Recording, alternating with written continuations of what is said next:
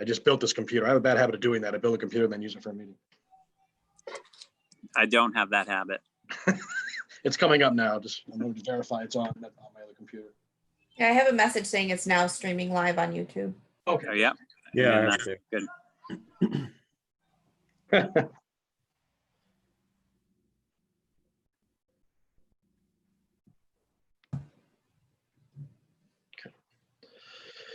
Okay. Let me just check, make sure we have. Oh wow. Sorry. There we go. See if I'm going to let everybody in, and you'll be all set to go.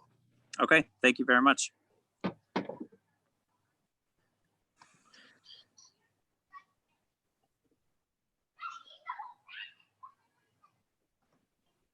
Hey, Brian, Yeah, Tuesday's not gonna work. okay. How about Thursday? Thursday, a week, that makes sense. Mhm. Shirley, what are you up to next Thursday? Thursday's good. Okay, See, I got Ginger here now. Great.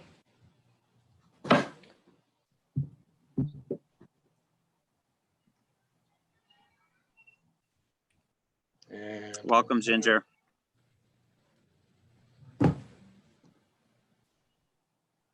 And Thanks, guys. I appreciate the help getting me in.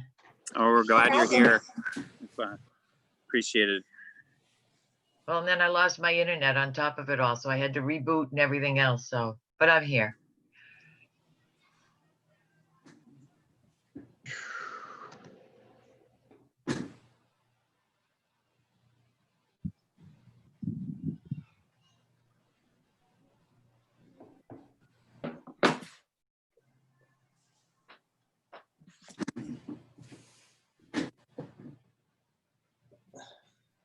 there's a lot of people trying to go on regular for some reason.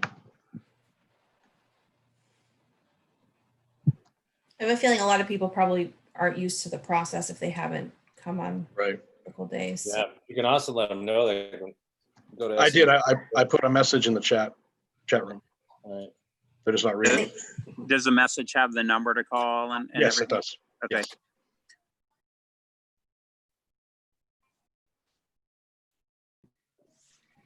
Okay. Hi, Jess.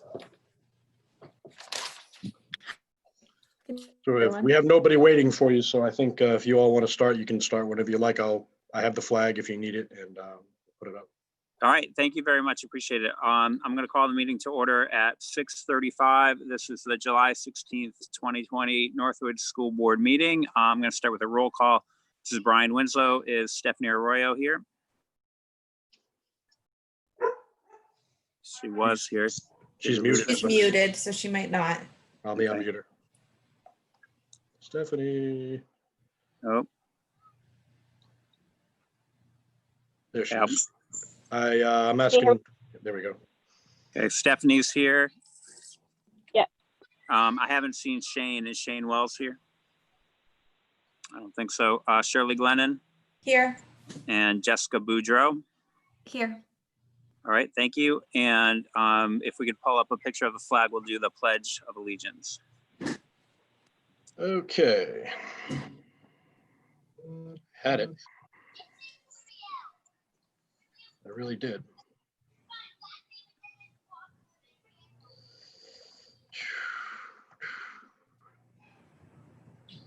Okay. Okay. I pledge allegiance to the flag of the United States of America and to the republic for which it stands, one nation, under God, indivisible, with liberty and justice for all. Thank you, Mr. Robert. I appreciate the technology help very much. Board members, does anybody have a need for an agenda adjustment? Nope. Okay, and do we have a need for a non-public at the beginning of the meeting? Not that I'm aware of. So at this point, we will open up for public comment. It does appear that there's more people here than normal. So just a reminder that No, we don't. that's for non-public you're talking about? Okay, got a little hung up, I think, with the internet maybe. So we're gonna take public comment. It's a 3-minute time limit for people who are speaking. If you're watching on YouTube and you'd like to call in, there's information that's been posted on our Facebook page as well as this SAU website. Mr. Robert, I'll hand that over to you. Okay, we're going to go ahead and go one at a time through all of our participants and ask for your opening comment. What's going to happen is when I select I'm going to call the last 2 numbers or your phone number. And when I say that, I'm going to go ahead and unmute you. And I'm going to ask you if you have a public comment. If you have a public comment, you can do that. If you don't have a comment, you can just say no comment, and I will move on to the next phone number. And I'll try to make sure I don't skip anybody. And we'll get through this. So let me start with the one person that is here, and that is Ginger. And I'll ask to unmute her. And it's not unmuting. Ginger?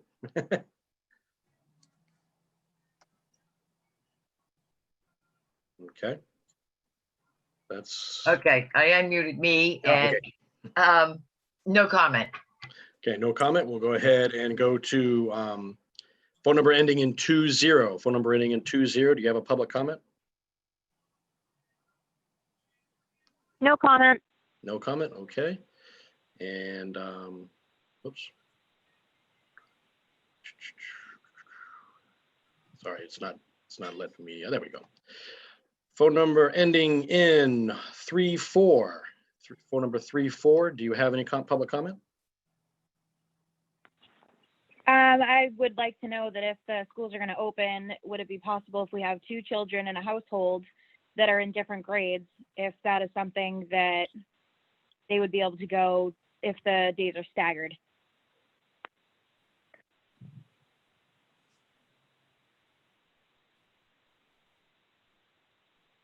Do I wait for an answer? Or do I just go to the next one? Actually, it's So public thank you for the question. I'm sure it's something we'll be discussing at some point. We don't have an answer for that yet. Okay. All right. Again, I hope I'm not missing anybody. My screens are moving around a lot. Phone number 59. If you haven't had a public comment yet, do you have a public comment? No comment. Okay, there's no comment. I will go to phone number ending in 57. Phone number ending in 57. Do you have a public comment? Yes, where can you find this on YouTube? It is actually on the SAU's website, so it would be SAU44.org. It's right on the front page. Thank you. Sure thing. Phone number ending in 83. 83, do you have a public comment today?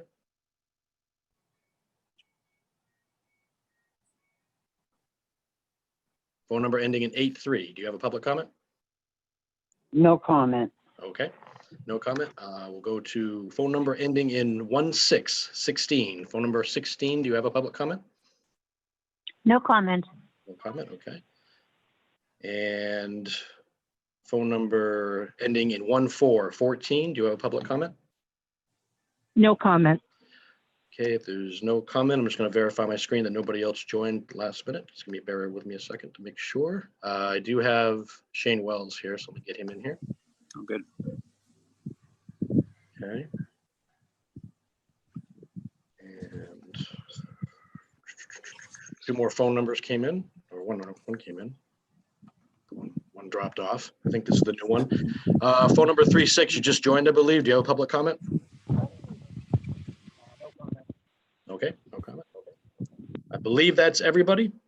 I covered everybody, hopefully, and that should take care of the public comments. All right, thank you very much. We will move on to our consent agenda. I make a motion to approve. Oh, sorry, let me back up. Does any member of the board wish to make a comment before we get into the meeting? My apologies. Okay, then I will make a motion to approve the consent agenda. That's the minutes from July 2nd, and it's the monthly enrollment report. I'll second that. This is Shirley. Okay, thank you, Shirley. Does anybody have any adjustments or comments before we take a roll call? Okay. Then Brian Winslow, I am a yes. Stephanie Arroyo, Yes. Shane Wells,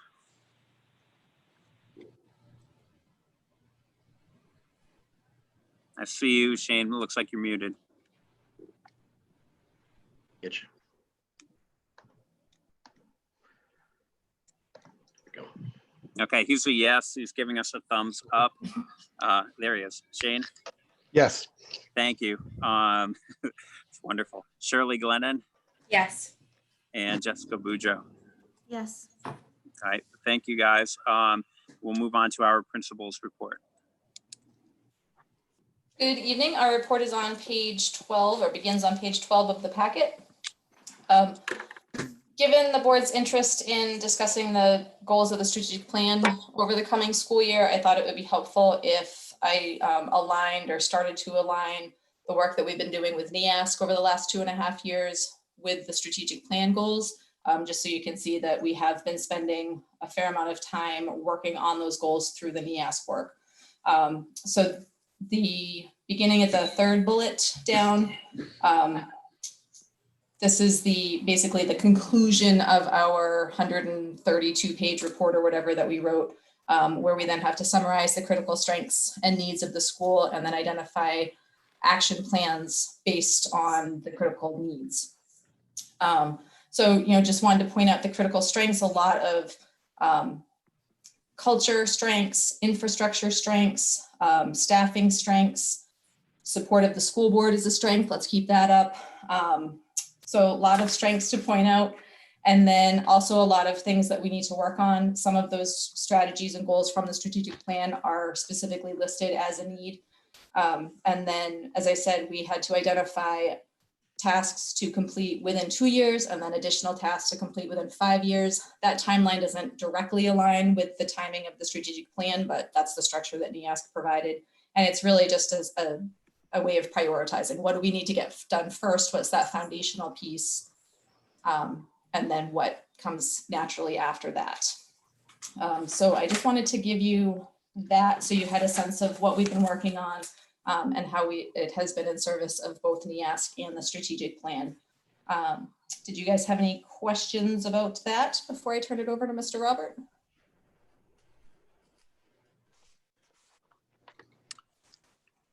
I don't have any questions. I do want to say this is a wonder.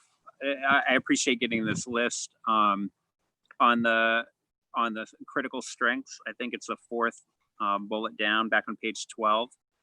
It's about providing time for collaboration. I know we discussed that recently with the schedule, and I hope we can continue to do that because it's definitely obviously noted as a strength. I think we will. Just wanted to point that out.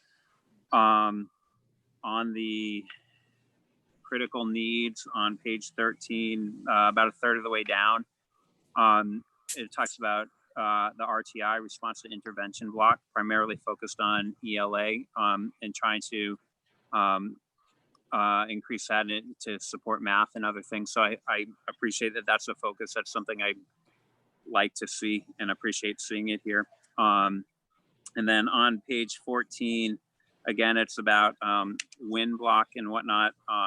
It's part of the 5-year plan. The administration will work with teachers to identify opportunities to decrease group size. I was saying maybe we could also keep a focus there on students that need, advanced students that need higher level rigor, I guess would be the right word. So anyway, I appreciate the list very much. It's nice to see what you guys are doing. All the work that went into the NEASC report summarized down like this is very helpful. So thank you for putting this report together. Sure. And one thing that occurred to me, throughout the NEASC process, we have talked a lot about the strategic plan. I think we mentioned it 72,000 times in the report, but we never specifically aligned the checklist for the strategic plan with the NEASC standards. So I'm in the process of putting in the specific standards that align. Not every single goal or strategy aligns with NEASC, but the vast majority of them do. So the next time you see that checklist in your packet, there will be an additional column that indicates the NEASC indicators that are related to those goals. This is great. It feels like things are coming together and it's nice. So thank you. And, I just always want to give a shout out to our staff who have worked really hard on this, and our leadership team in particular, who spent a lot of time putting the NEAS process and report together. And then I'm really hopeful that whatever next year looks like, we're able to fulfill that, that visit in some fashion so that we can kind of get that sense of accomplishment. Anybody Mr. else? Robert. on the board? Do you want to give the technology update? Sure, I can do that. Okay, I'm not gonna, I'll use some brevity tonight because I think I might have already touched on a couple of these things when I was kind of, the last meeting I hosted, I might have, since I was at the meeting, I might have brought up a couple of things. So I'll be brief, but basically the end of the school year and the summertime period and prepping for the new year, there's obviously a lot going on. We ended the school year on the distance/remote learning, and I had to do graduation for the 8th grade and transition to the 8th grade a lot different than we've done before. So we ended up doing a very intricate, at least it felt like it was intricate when we were putting it together from all kinds of different people, and putting the graduation ceremony together in a video format that we could give out to the families of the students. And so that was a little bit of process trying to put all that together and put the parade footage in and stuff like that. That was something a little different that we had to do in my department that we haven't done before. Also, the big one was the end of the grading cycle. And I won't go over the whole grading thing that I'm sure has been brought up and already talked about, but we had to make that work with our system kind of, I don't want to say last minute, but we had to basically push that through and make sure that everything worked. And I actually appreciate a lot of the help from the admin team and a few others who helped get that going, and the teachers, and changing the grading scheme and making everything work, and get the report cards out to all the families and be able to get some explanation. And I know all the admin team actually ended up putting out information to parents here and there to make sure everybody understood what was going on, as well as myself. I thought that was pretty successful, especially the way we had to do it. And I appreciate the Alma team who actually were helped out a lot trying to make that happen. Again, another good reason we went to that system. I thought it worked pretty well. What do you think? What else here? Yeah, okay. I got, again, I think I already touched on this last time because I happened to be in the meeting, but we distributed about 300 computers to students when all this kicked off, and it was kind of like an ordered chaos kind of thing. And we got everything out, supported those units when they were out there. So we were supporting Northwood units, school units, as well as from home units. I even had to install a couple of home printers so that kindergarten, first grade kids could do stuff.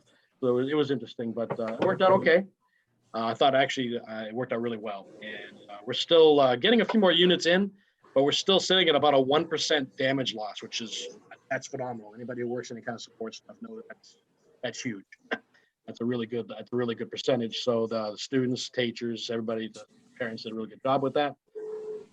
Summer programs kicked off right after the 4th of July. Obviously, all the summer programs are distance learning programs, ESY, Title I, STEM program. Hope I didn't miss one or two, but I know there's about 30 students roughly that were in these programs, and they all needed to be connected remotely or in a distance learning way.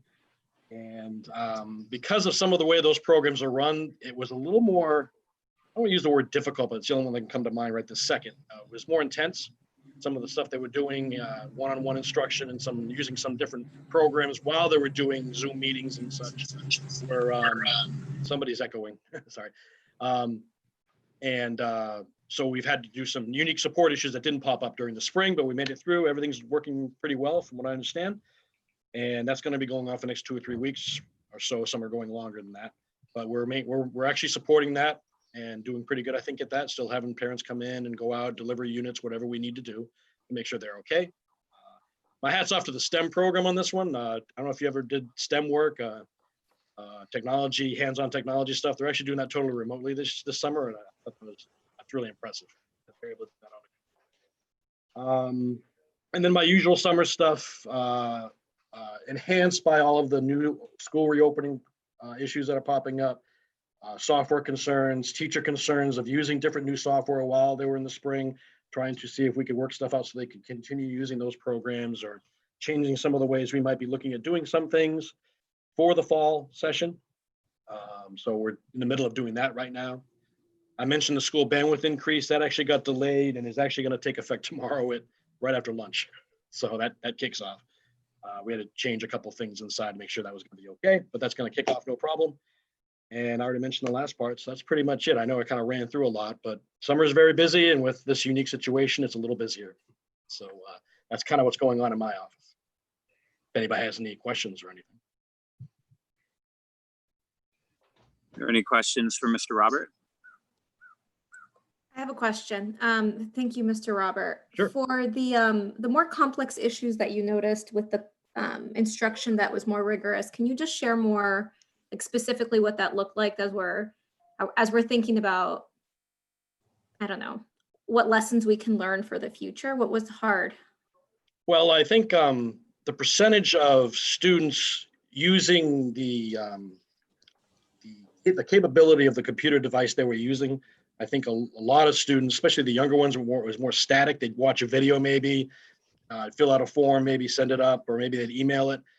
Other students might do some higher end functions like the 7th and 8th grade, but now like let's talk about STEM.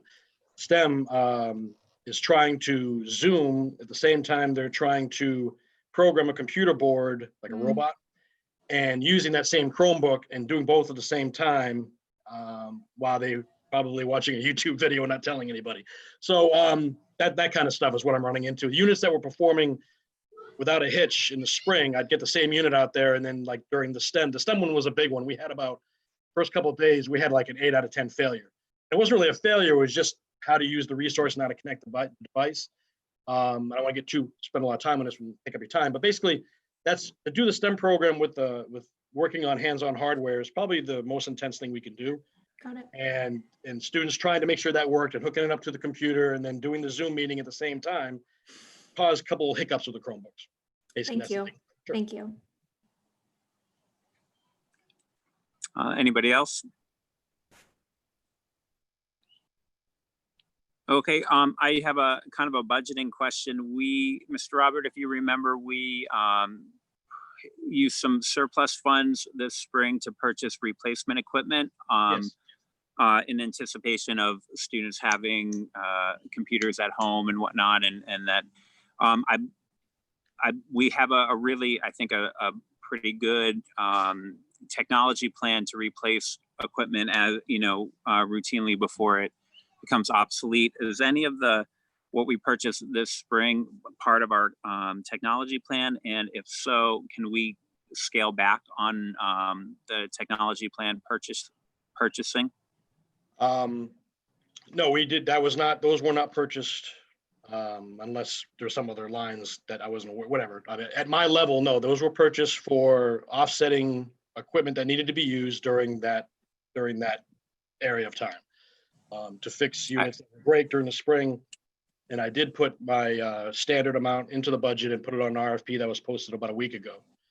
Okay, I guess if I could clarify my question. No, thank you. If I could clarify my question, like, is any of what we purchased back in April or whenever it was, is any of that duplicated in the technology plan? Like where I know we had replacement screens, is that part of our technology plan replacement or? No, the screens were to replace units that are already in service. Okay. And so everything that we purchased in the spring, none of that is something that we would have also purchased on the because of our technology plan? No, there were extras foreseeing because of the usage that would increase going from in the school to distributing to the whole town. We thought I had to plan for a higher failure rate. Yeah, no, I understand that. We supported that. So I just I guess what I was getting at is if we would potentially have a surplus because of our technology plan, because we had pre-purchased anything that's on our technology plan. But it sounds like we purchased things that are not typically purchased as part of the technology plan. It was just to purchase some excess because we thought we'd have a higher failure rate. Yeah, that we thought the numbers would be higher. We'd have units breaking, kids maybe throwing them out the window, whatever it might be, based on a scenario we had never been through before. Okay. All right. Thank you. I just, yeah, I think you get what I'm getting at, but yeah. Thank you. Are there any other questions for Mr. Robert? Okay. Then we can move on to our business administrator's report. Mr. Waring has a county commissioners meeting tonight, so he isn't able to be here. Okay. I'm going to try to do this without video because my internet keeps chopping up on me, which is strange because I'm in my typical location. If I look at your expense report, the administration in the building and the business office at the SAU are in the process of going through and releasing encumbrances. Right now, as of today, if you look at your expense report, and that should probably be the focus of our discussion, you're looking at a very rough estimate fund balance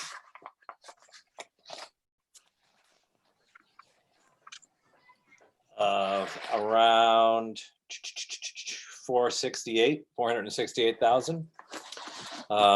Again, that number will go up and down as encumbrances released and also as bills for June come in. It takes a little while to turn those around, get the manifest signed, and then release them on the expense report. So by the end of July, you should have a pretty firm idea, at least where your surplus on your expenditure side is at. I know the business office is in the process of reconciling the grants. And we noticed that some of your entitlement grants dropped. And Mr. Wolf sent an email to the DOE and they're surprised. And now the Department of Ed is looking into that to see if there was a calculation error at the state level. Got that email this afternoon. They responded with the same amount of concern that we did. So hopefully at your next meeting, we'll have some good news about that. Other than that, your COVID-19 expense report is there. And that's about all we have to report tonight. Okay, are there any questions about the business administrator's report? Okay, I have one kind of quick one. So I'm going to go to page 17 of our packet. This is the revenue report. Yep. And our unanticipated revenue, I believe it's 78,000. I believe, and I just wonder if you can help me out on this, if that's offset by, we see on page 19, about 60 for technology. Where is that? 65,000 for technology. Is that because of the unanticipated revenue? Is that mostly because of the grant for the technology? No. If you had a grant for technology, that would be in a grant report. Okay. This is either an SAU return. Did we do an SAU return last year? I believe we did. Yeah, I think Okay. that's part of it. But what I can do is I can have Mr. Waring email you a detailed report of that line. Let me just write that down. Okay, thank you. I appreciate it. Okay. Just trying to understand how it goes. Also, these notes are incredibly helpful for the, again, on page 19. So I just appreciate seeing them and wish I had seen them a little earlier this year. But I think we have seen some of these, so it was my fault. I'm not talking about Mr. Waring there, but Yeah. I just want the comment. Those are very helpful. So. Yep. Okay, anybody else for business administrators report? Okay, then we can move on to our policies. So we have a KDR.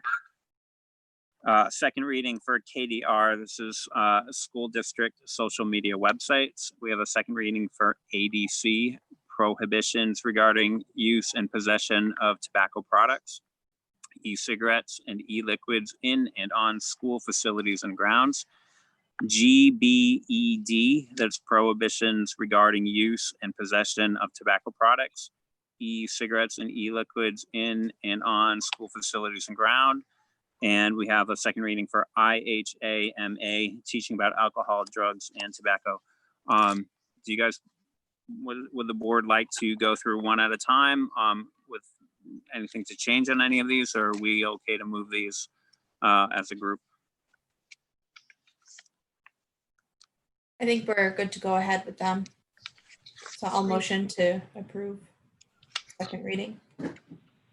Okay, so Shirley Glennon is making a motion to move those 4 policies to second reading. Does anybody want a second? I'll second. Okay, thank you. That's Jessica Bujo. Any comments there? Okay, and we've been through these a couple of times, so thank you. I'll do a roll call. Brian Winslow is a yes. Stephanie Arroyo, Yes. Shane Wells, Yes. Shirley Glennon, Yes. Jessica Boudreau. Yes. Okay, that's policies, and we can move on to the superintendent report. Sorry, I was preparing for the biggest part of my report. Personnel reports on page 48.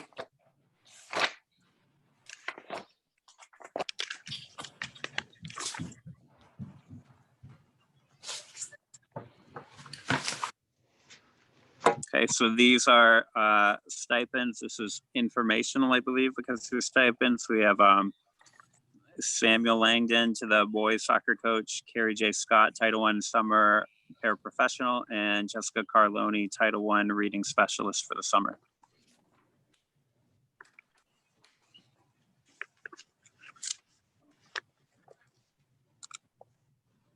And Mr. Runing, are you? Yep. I'm with Okay, you. you don't need a motion on those, right? No, I don't Because, have to vote approved. So I'm just going to skip around a little bit. sure, In your packet, right on the back page, right after the personnel report, are your general grant assurances. Those are referred to as your common pages. Those require the board chair's signature and initials and my board chair's signatures. I just put those in for people's information.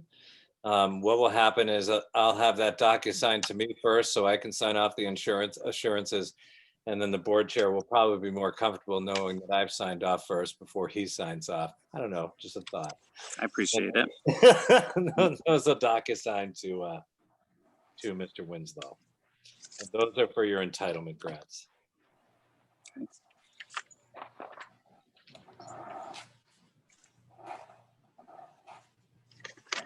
And does anybody have any questions about assurances or? Okay. I do not. Okay. We're going to roll the next 2 parts of the agenda into one piece. Before I start, I don't know if Jessica was here. We sort of had a brief conversation. The board is going to want to spend a significant amount of time with the administration on like a one agenda topic meeting. And we're thinking next Thursday at 6:30. Jessica, does that work for you? Yes, that works. Shane? Yeah, it'll work. Okay, then I think we're good, right? Everybody else is in? Yep. Yeah. All right, so that's an important piece. So let me tell you where you're at. I'm probably going to be talking for a little bit. I'm going to try to turn my camera on and see if I don't chop up on you. So we know we had 2 sets of activities going on the last month. We had the START team at the state level collecting data and coming up with the New Hampshire the draft recommendations to the governor. Those draft recommendations have gone to the governor. They've been reviewed and modified by the governor, and they've been reviewed by the Department of Health and Human Services. And those are available on the SAU website, and they should be available on your school website. I sent a link out. I had Mary send a link out yesterday to make those available to families.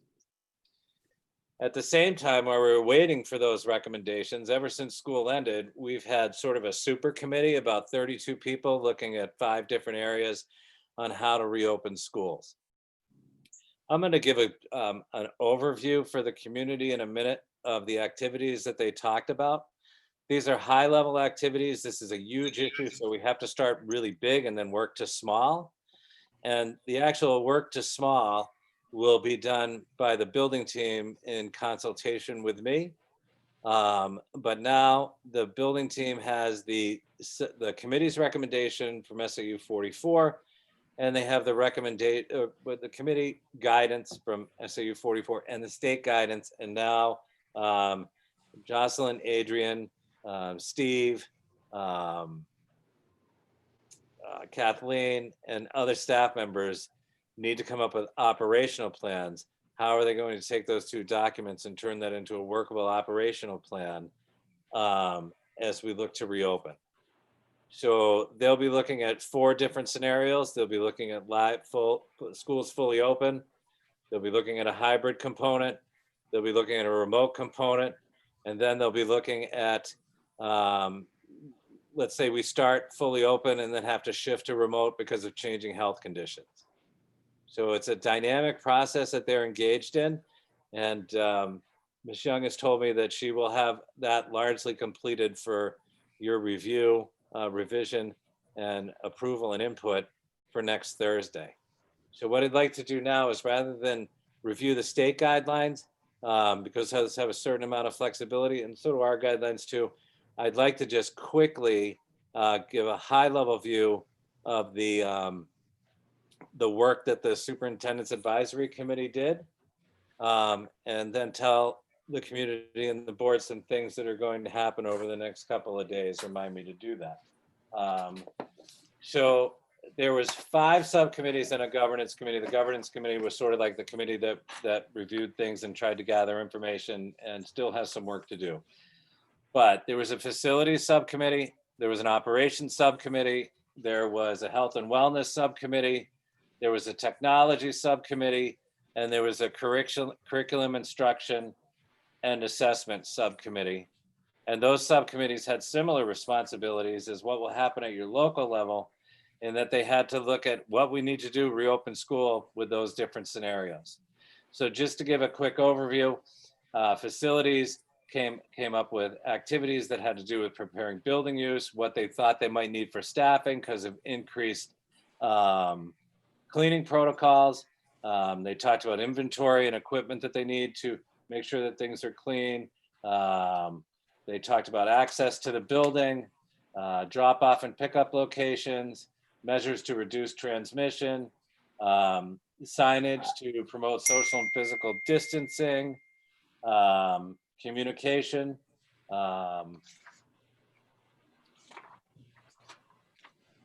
Operations talked about reviewing policy and creating procedures that we can follow, generate means and methods on how we will communicate operational changes to all the stakeholders, because this is a dynamic situation that may change. Talked about identifying CE guidelines around school, common and shared social areas, such as unified arts classrooms, hallways, libraries, cafeterias, playgrounds, bathrooms, and to generate some expectations for our vendors about safety, to ensure the safety of our staff and students when people come into the building.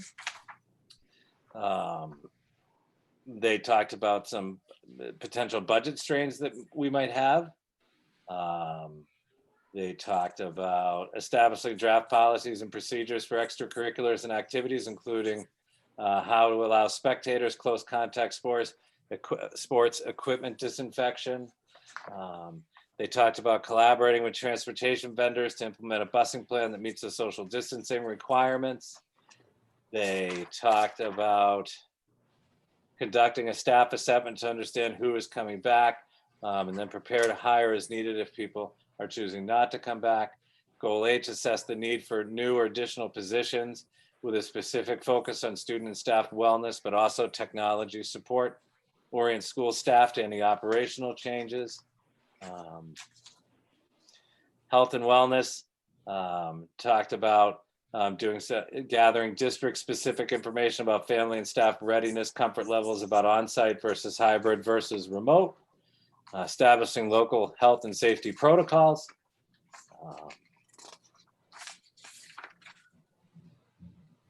designate personnel to monitor the need to change health and safety protocols over time based on changes in federal, state, and local input and events, communicate local health and safety protocols. And then they did some action planning off of that. Establish ongoing emotional wellness supports for students as they cope with the crisis. They also talked about doing that for the staff. They came up with a referral form for a child that's in distress. And they did a fair amount of work. The Health and Wellness Committee I don't know if Stephanie Arroyo was on that committee, but that committee did an amazing amount of work. So Jocelyn has those recommendations. I believe you have those recommendations too. And then there's some recommendations from the Curriculum Instruction Assessment Committee and other committees. So she has a huge amount of paperwork to try to merge with the 50 or 60 page New Hampshire guidelines to open school, right? So we don't know, I'll tell the public, our goal is to try to determine the intersection between opening schools as much as possible and student and staff safety. So we will use those two documents to try to determine that intersection point for the opening of school in the fall. As far as how that will look, whether it'll be fully open with everybody there, or AB days, or AB weeks, or different constellations, how to deliver instruction, maybe it's partially hybrid or partially remote and in person. I will sort of address the question that was asked of the caller earlier. You know, there's many different permutations you can have to have kids in school if you're going to stagger it. One idea that I've read about is doing it alphabetically. That way, for the most part, children in the same family would go to school at the same time. So that's something Jocelyn's going to have to consider.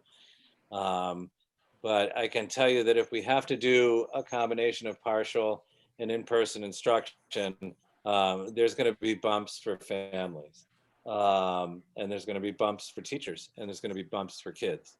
So right now, what Ms. Young and her team is doing is looking at the New Hampshire guidelines and the modified social distancing requirement that's included in those guidelines, and seeing, you know, what our classrooms look like, what our hallways look like.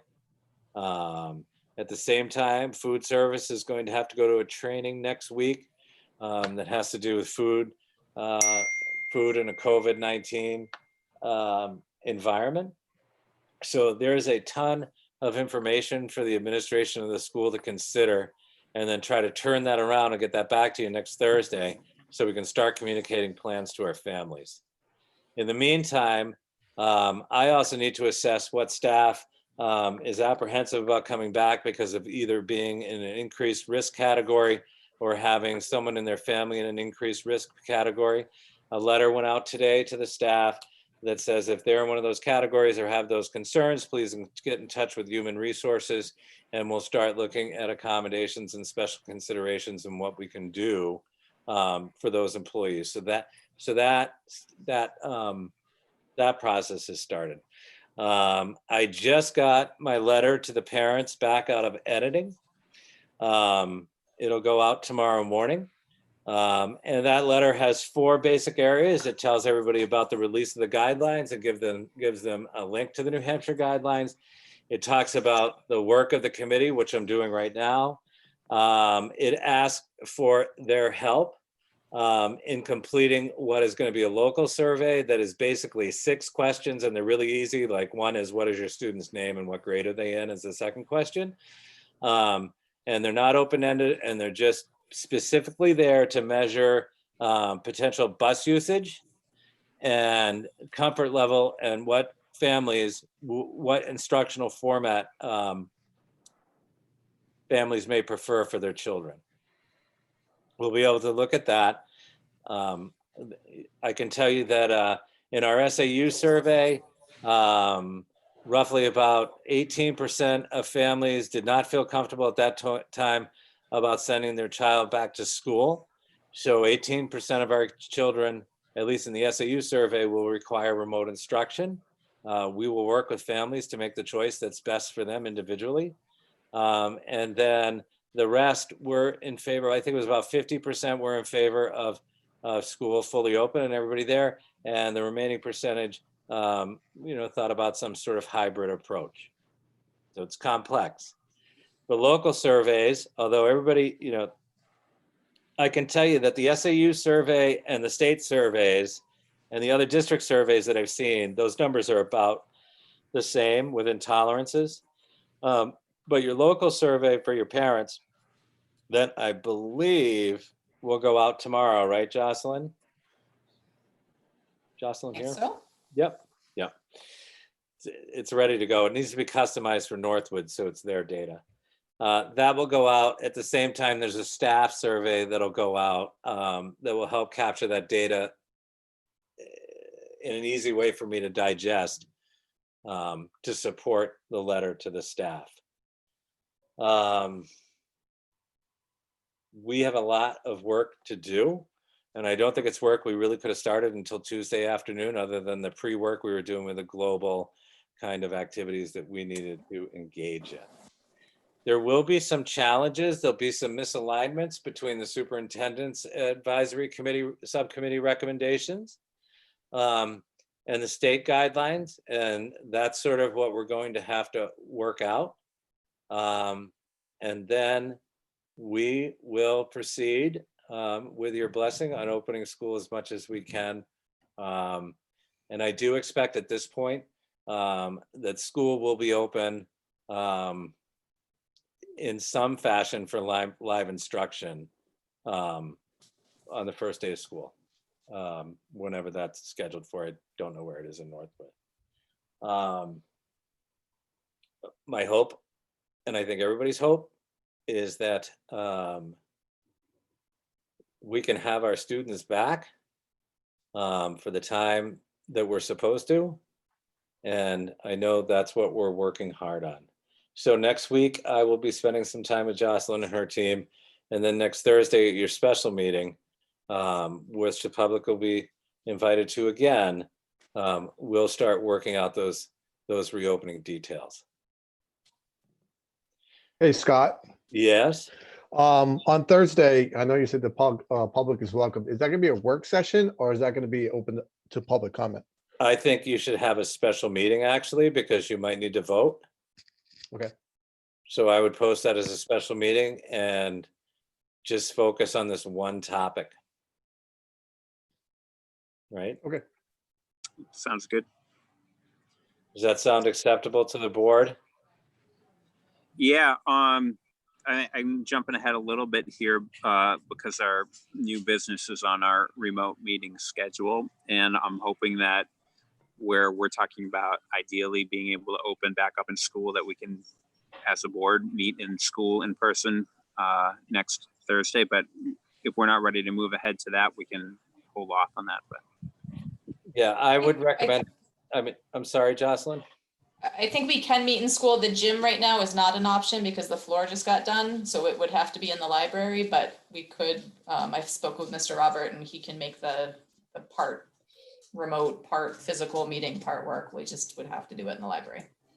So on that in the libraries, I mean, look at how many phone call people we have right now. Right, that's the challenge that we have for the special meeting, is we're gonna have high attendance and we might want to remote and live stream it, and then at your next regular meeting, at the first meeting in August, shift back to live meetings. Yeah, Gonna just have- I yeah. know that. So on the special education committee with Co Brown, we've been meeting in person. So it's doable. We're social distancing. We wear masks 6 feet apart. So it's something that we could definitely do. Yeah, I don't disagree with that, Shane. My concern is, The people. I don't yeah. know what your public attendance is at the education committee. None. Right. I did know that. And I want to make sure that we're presenting guidelines for reopening, which will include visitors in school for your review, for your approval and your revision. And yet we're going to open the library before that's done. Correct.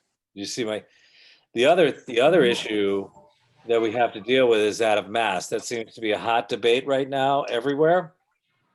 And we need to determine what the mask requirement is going to be for people.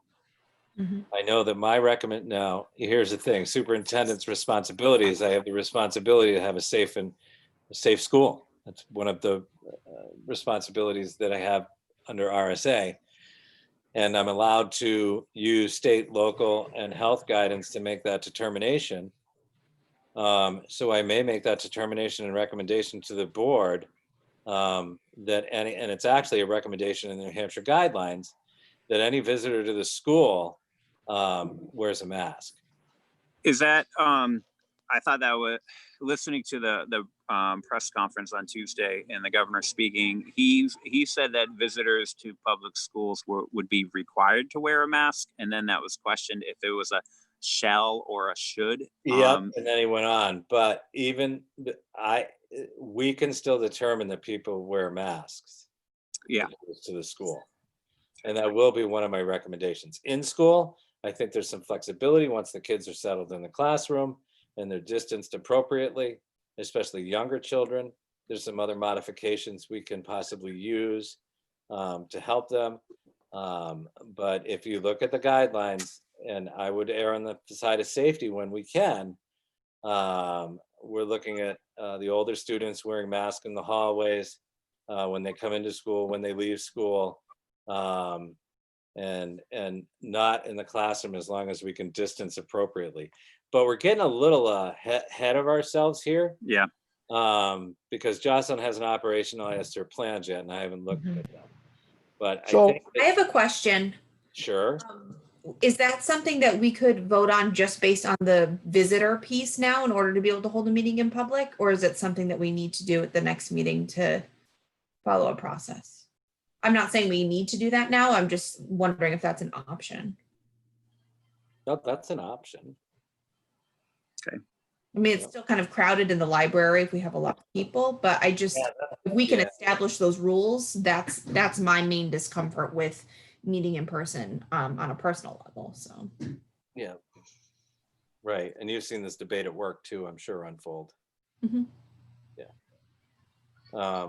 So, I mean, This is Stephanie. Just to follow up on what Shirley's asking, what is the current group gathering number that we're allowed to have in one area? last I checked, it was Like less before than, it was, last I checked, it was less than 50. That may have been removed though. No, I think it's still 50. And then it has special considerations for like stores and stuff like that, depending on square footage. Yeah. So I'm pretty sure it's still 50.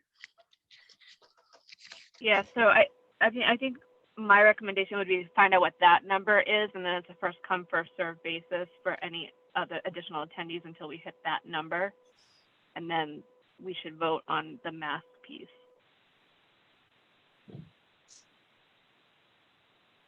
Stephanie, I don't know if we can exclude the public that way. Well, we could still stream it. They would still have the option of watching it online, but if we can't hold, if we have a large population turn up, we can't fit everyone in that room. Right. So we have to maintain whatever that number is, whether it's 25 or 50, and it has to be socially distant. So you're going to have a max number that you can allow in that one room. Correct. Could then we set up Anyone else would have to view it online. Yeah, could we set up a call line for the certain time when there's public comment so people could call in comments if we reach that max? Well, you could still, Right. you could still, hold on, my computer wants to restart. Just hold on. Stop everything. Hold on. I don't want to go down the rabbit hole, but I'm just trying to be creative, but also, I see the frustration of people saying you guys are voting on our kids going back to school, but you're not holding the meeting in person. And I get that, but there is a different level when you've got the public coming and determining what their rights are while maintaining safety. It's different. So I think the difference there is you're trying to determine what your rules are for your building, right. for you and the kids. And you don't have those rules in place yet. I totally agree. I just wanted to have this conversation so that if people are listening and wondering, to know we're working on it and we're not just making decisions on what their kids are going to do while, we're behind a screen. We're trying to look at every piece of it. And there's different effects when you involve having to have the public come in large groups. So, Yeah, I mean, I'm sorry, sorry, Mr. Rooney. Go that's for it. okay. The answer to your question is, as I look at the 58 orders, order number 2 is groups of less than 50. And that is still in place. The only one that's been eliminated is order number 3, which has to do with utilities. So, My desire, and it's of course a board decision and not my decision, but my desire is to hold next Thursday's meeting in the library, and with the understanding that we have social distancing requirements, and that it's possible that people will be asked to wait in the hallway, spread apart, with the understanding that people will be expected to be wearing masks who are there. I think it would be, if at all possible, I know there's a tremendous amount of work going on, but I think it would be really helpful for members of the public if we could put out what the recommendations that we're going to see, if we can get them out a little bit earlier, just so we can get feedback on what we're going to be discussing, especially if we're going to be trying to take a vote by the end of the evening. That's the way I would like to do things, but you know, it's not my decision. So let me just comment on that. So having people in the hallway, yeah, we all set the guidelines of, yeah, people have to wear masks and we have to socially distance. We can make that school guidelines, but you are keeping people from coming to a public meeting. And that's a violation, and that's what the issue is going to be. Especially if they can't hear. If you could broadcast it throughout the school, maybe we could do that. I don't know. I mean, we could solicit comments to be emailed that could be read at the meeting, which might bring our numbers down a little bit. I just think, you know, this is going to be our first challenge in reopening, and you know, I don't think we're going to be having, you know, big assemblies or anything this school year, but still, you know, like, we've got to be able to figure this out. In my opinion, we've got to be able to figure this out before, you know, before we can go ahead with all the other things we've got to figure out as well. I agree with you about meeting next Thursday. I am not in New Hampshire next week. So I hesitated when you asked me about Thursday. I mean, I could do remote, but I can't physically be there just because I'm not here.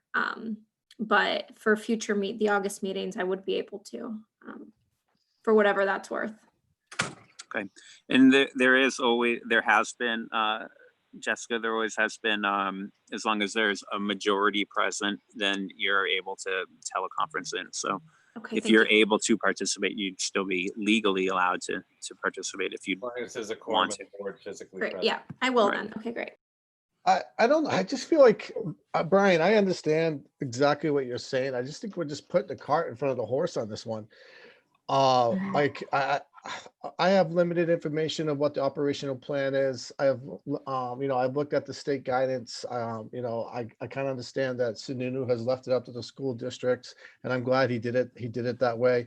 It just seems like for our first meeting to have a open public comment where everybody can show up and voice their opinion and try to maintain social distancing and all the guidelines is just way too much. I think we need to have a Zoom meeting on this first one, get all our ducks in a row, know what we're talking about, know what's going to be presented, and then open up another special meeting for the public if they have concerns. I just think for safety for everyone involved, I just think that having a public meeting with the public inside a building where people are not socially distancing or trying to maintain it, it's just not the right way at this point.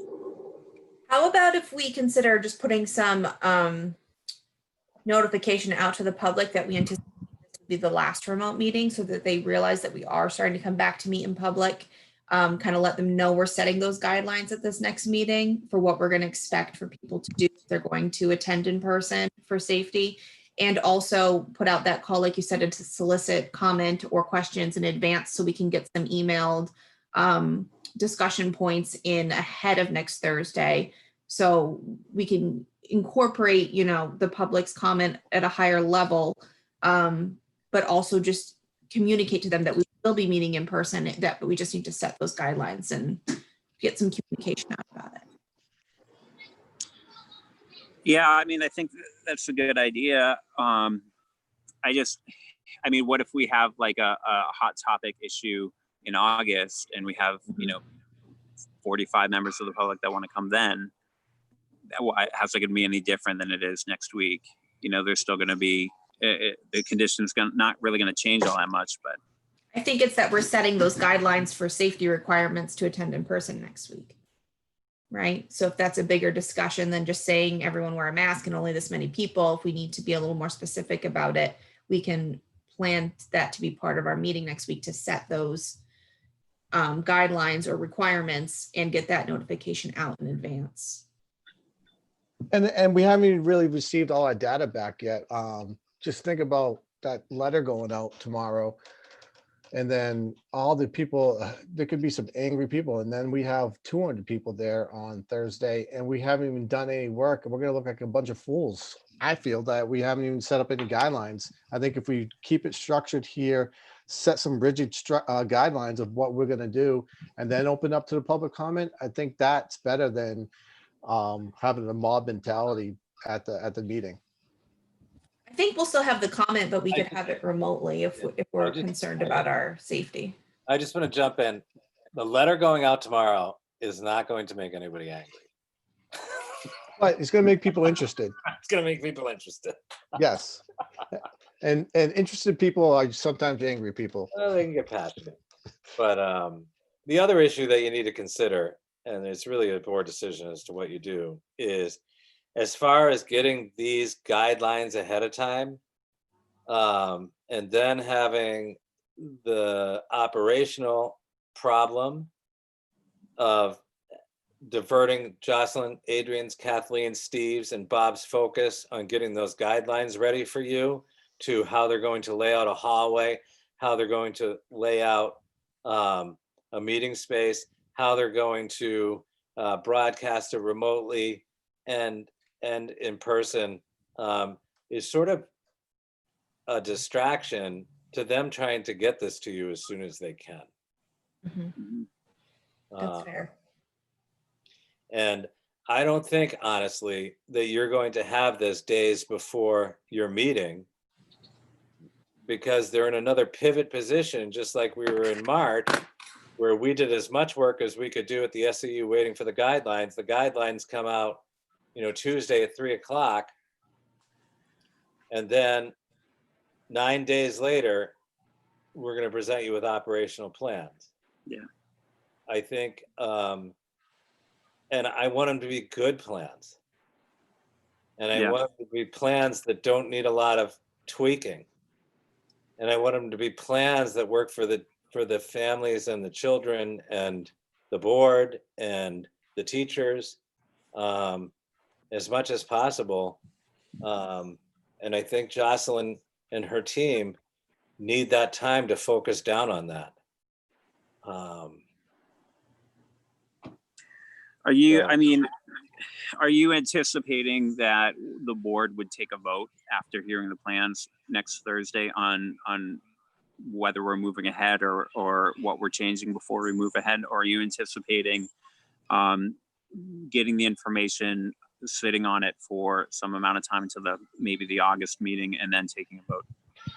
I would really like to have reopening plans out to families by August 1st. Yeah, me too.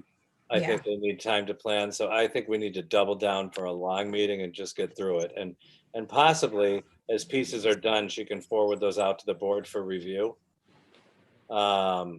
Is Jocelyn still here? Or did she resign? She's here. Yeah. Yeah, no, I mean, I haven't won the lottery yet, so I'm still here.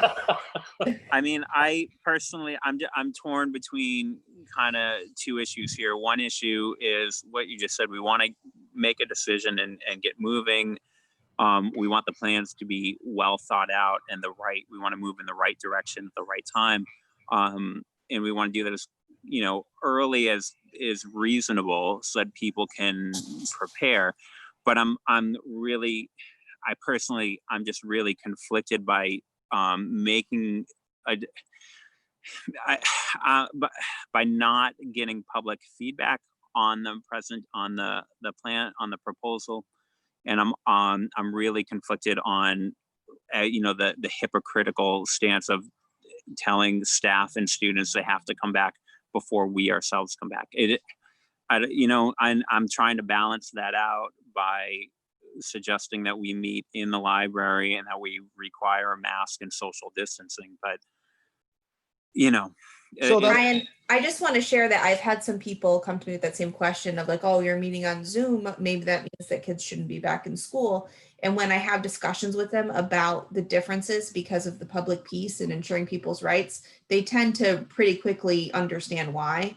So I think a lot of it's about communicating what the differences are between us holding these meetings and possibly inviting a large group of public in without safety procedures. And then we're not only exposing our building, but we're exposing the staff that we want to keep safe to the public by forcing them to attend that way and having the public attend that way. So it just, to me, if we're trying to be careful and protect our students and protect our staff, we shouldn't be putting administration in a room with a large group of public where we don't have safety procedures in place.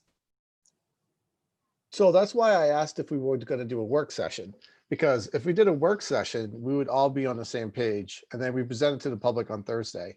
I don't know. I would recommend having a work session before Thursday where we're sitting down with administration. We're going over the op plans. We're not voting on anything. We know what we're talking about, because come Thursday, I feel like we're going to be working on something and then we're going to try to open it up to the public and we're not going to really have the answers. We're not all going to be behind something. I'd rather be behind it as a board before presenting and having the public comment on it. But we're not going to have the information before Thursday to do it. So Then work session. then we postpone next week. I think it's too early. Yeah.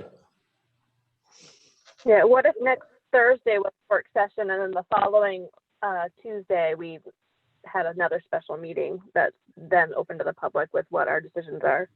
But a work session's open to the public. But no public comment.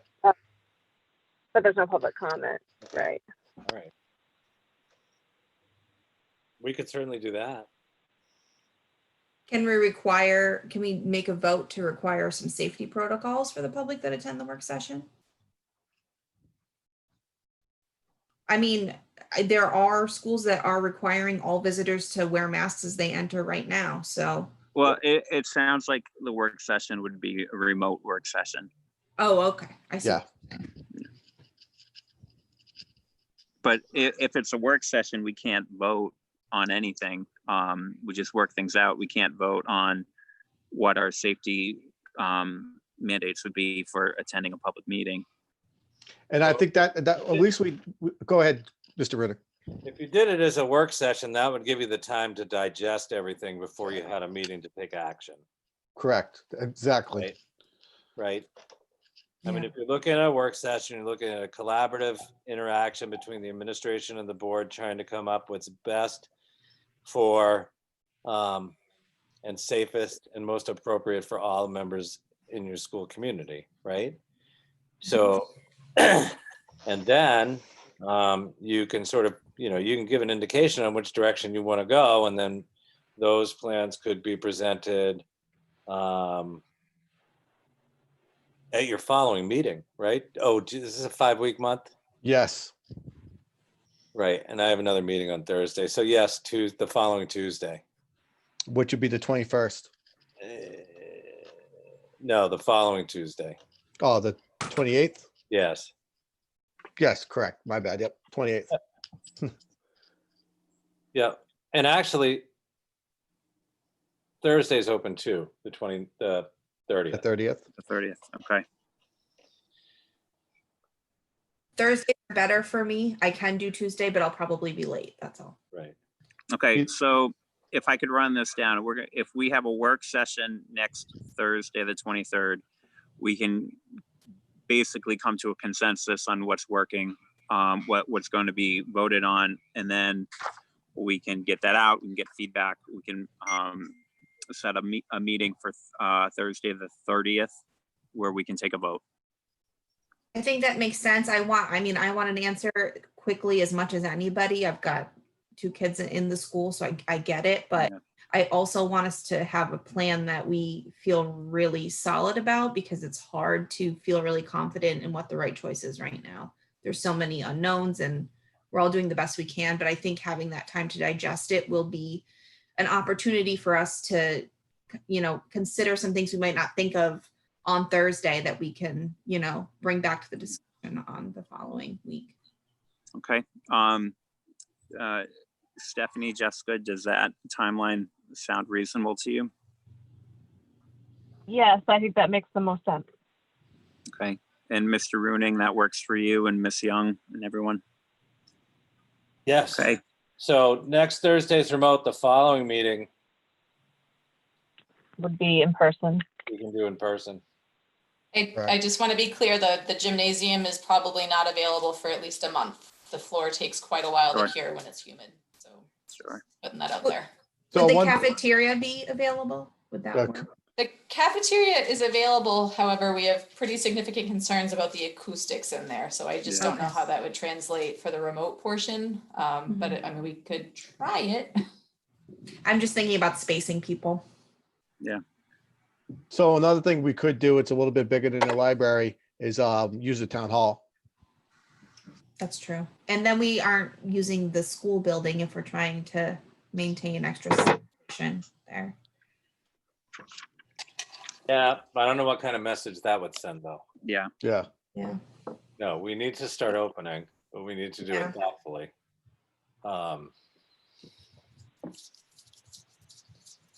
So Well, let's get through the work session first. You guys Yeah. think about that. Okay. Right. And you have all the reopening you have everything you need to review between now and then. You have the New Hampshire guidance and you have the superintendent's advisory committee information. Guys, this has been like really difficult, so thank you. Everyone involved. Like this is tough stuff. So so we're gonna do a work session in a week on July 23rd. Is that at 6:30? And then it'll be via Zoom. And then we're gonna hold a special meeting. As of now, we think in the library. We'll announce it for sure after our work session. That'll be July 30th. Again at 6:30, hopefully in the library, but we shall see. Anything else with superintendent's report or on this or on meeting schedules before we move on? No, I think I've taken enough of your time. Ooh, tough stuff. Okay, parking lot, page 67. Let me get there. School board newsletter. We'll have a lot to talk about after August 1st. So we'll probably work on trying to get something together once we have our guidance, once we have our plan. School safety is part of our ongoing discussion all the time. We will be potentially talking about a strategic plan goal in August after we settle reopening decisions. And then we'll see about athletic director after that. Is there anything else for the parking lot that anybody sees? Okay. I just wanted to say that it's parking lot, but when you say athletic director, I don't want to get too far ahead of specifics, but when we have our work session and we're talking about school reopening, I want to make sure we touch on what we think are options for some of the extracurriculars, including sports, and just whether or not we really think it's feasible for them to happen. I just think it's an important part for a lot of the students in a lot of different ways. So let's make sure we include that. Yeah. And Mr. Winslow, I'm sorry to interrupt. Can I back up for a minute? I missed something. Yeah, of course you can. Yep. We have 2 secretary applicants. How would you like to proceed? For one position? For one position. For the is this for the school board secretary or is this Correct? Correct. Do you want to bring us a nomination? Is that, or we usually? It's up to you. I can screen the 2 applicants, one you have experience with. and bring you a nomination. Or you can do board interviews. It's up to you. Okay. My preference, and this is a board decision, of course, but my preference is for you to bring us a nomination. Okay. But other members, do you have a different preference? I was gonna leave it up to you, Brian. I'm fine with that. Okay. If you're able to do that, thank you, Mr. Rooney. No problem. Okay. Our timeline stuff, we're looking at July and August. We'll be discussing bus routes as soon as we are able to. The parent handbooks, staff and parent handbooks, we'll be discussing as we're able to do that as well. And we've already discussed the schedule, but that may change during a work session. We'll find out. And then in August, plans for back to school first day lunch for teachers. We need to keep that in mind. An update on summer maintenance facilities and renovations, list of teacher workshops and committees established for the year. Some of that may also come up in our work session if there's professional development for what we'll be doing this year. Update on expected enrollments.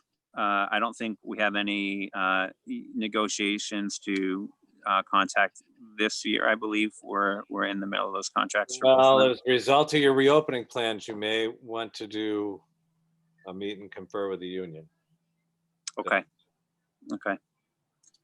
And then unique impact award if anything comes up, but okay. Anything else for the timeline that anyone can think of? Then we have committee updates. I have one. Great. So I participated in a webinar this morning that the New Hampshire School Boards Association put on around communication plans for COVID with, based on the guidance that we got from the department. And I have some supplementary material that we received from the webinar that I'll share with the group. I think it was very informative, and I think the questions that other school board members were asking were very relevant. One for me in particular was what's the relationship of the school board vis-a-vis, actual school staff in developing these plans and thinking about how to work in conjunction with each other. Like, what's the mandate itself? It was good to hear from PA and then also the public relations firm that did the webinar that it needs to be in conjunction, and it really should be based on where there's a need and where our strengths are as a sort of as a collaborative in developing communication plans together, but not creating additional red tape or burden in getting information out. But so I'll send that out to the group, and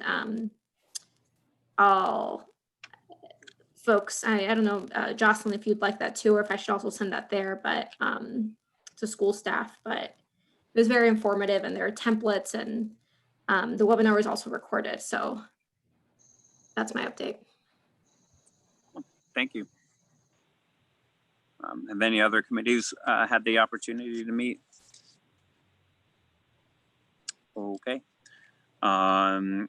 Our future agenda items, we're going to have a work session where we deal with reopening plans, and then we're going to have a special meeting where we vote on reopening plans, and that's pretty much our sole purpose, sole agenda for the next 2 weeks anyway. So wish us luck, everyone. We could use it. Our work session is July 23rd, and our special meeting, we believe, will be July 30th. There's also a joint board meeting July 27th, location to be determined. As far last time I knew, that was still going to be a Zoom meeting. We'll see. August 6th will be our regular meeting again, and then 4th week in a row. And then August 10th is a joint board meeting. And then August 20th is our second monthly meeting for August. So that's what's coming up. At this point, I think we can go to closing public comment. Is Mr. Roberts still with us? Oh, yes. Sorry, I was Great. actually just writing down those numbers to make sure I didn't miss anybody. No, great. Okay, so we'll go, if you're okay with that, we'll go ahead and go to public comments, closing Great. comments. I'll just remind people again, we'll do a 3-minute public comment. Alrighty, so what, same as process as before, I'll go ahead and call out your, the last 2 digits of your phone number. And need you to, if you're gonna make a comment, please state your name and address. I missed that last time. Or you can just say no comment. Somebody say something? Yeah, Steve, can I make a comment before you start? I just want Oh, to yeah, let the board members know that and I'm sure you know this, but you don't have to comment back on public comment. So if something gets really bad or that hits a soft point or whatever, you don't have to comment, and I prefer that you don't. I actually probably telling this to myself more than anybody else, but just to give you a heads up on that. Thanks. Okay. So when I ask for a public comment, if you have a public comment, if you are saying something, I'll pause, and if anybody responds, I'll wait for that. If not, I'll move on to the next person. So again, I'll unmute you. You can say your name or your address and your comment. If you don't have a comment, just say no comment, and we'll move on from there. So we'll start off with, I'll actually start off with Ginger. If Ginger has a closing comment, you can unmute yourself and go ahead.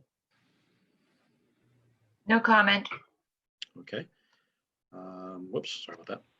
So, okay, phone number ending in 14. 14, do you have any closing comments? No comment, thank you. All right, phone number ending in 36. Phone number 36, do you have any closing comments? No comment, thank you. Okay. Phone number ending in 56. 56, do you have any comments for closing comments? No. Okay. No comment. Phone number ending in 91, do you have any closing comments? We just were thinking for that meeting with the public, if it's going to be nice out, what about doing it outside, holding a meeting outside? You can't. Can't record it. Okay. Okay. Alrighty. Hold on. I'm not sure who was telling you we can't. But thank you for the comment. It's a suggestion that we'll probably consider at our work session. So thank you. Steve, I think you just hadn't muted Ginger after her comment. That's all. If you Just have for a consistency. microphone, Thank you. But if you have a microphone, it can't be recorded that way? It could be. Yes, it could. Okay. Yeah, I mean, I think it's definitely possible if we try. I think it's a great suggestion. Maybe it's something we can consider in our work session and see if it's an option. So I appreciate your feedback. Okay. Thank you. Thanks. Hey, sorry, Steve. Can we make sure that they say who they are? Because Yeah. that's for public record. So Right. Right. So Yeah, you can. I said that in the beginning, but I didn't make sure each one was doing that. Sorry. Yeah. Again, sorry, Scott, go ahead. Make sure they're muted after their comment, and also make sure people are stating their name and address. Right. That's all. That was 9-1 if you want to unmute her so she can say her name and Yep. address. Go ahead, 9-1. 9-1, it's Alicia Quinney on Lower Deerfield Road. Thanks, Alicia. Yep. Okay, again, yes, please, if you could make sure you state your name and your address for when if you make a comment, otherwise it's just no comment. We'll move on from there. So phone number ending in 98. 98, do you have any closing comments? No comment. No comment, okay. And phone number ending in 80, do you have any closing comments? No comment. Okay. And last one should be phone number ending in 1111. Do you have any closing comments? No, thank you. Okay. That should take care of all of our participants. Okay. Would any board member like to make a public comment? I just want to thank the advisory board for all their work they did. I really wanted to be on that board, but all that work that you guys put in, I'm glad I wasn't. So thank you so much. Yeah, I'll echo that comment as well. I mean, this is one heck of a summer for everyone, but we appreciate what you guys have been doing. So thank you. Any other board member? Okay, do we have a reason for a non-public? No. Then in that case, did I hear somebody? No, in that case, we can take a motion to adjourn. This is Shirley. I'll motion to adjourn. Second. Okay, so we had Shirley and Shane, and Brian Winslow is a yes. Shirley Glennon, Yes. Jessica Boudreau, Yes. Stephanie Arroyo, Yes. Shane Wells. Yes. Okay, at 7:58, we are adjourned. Thank you, everyone. Thank you. Night, everyone.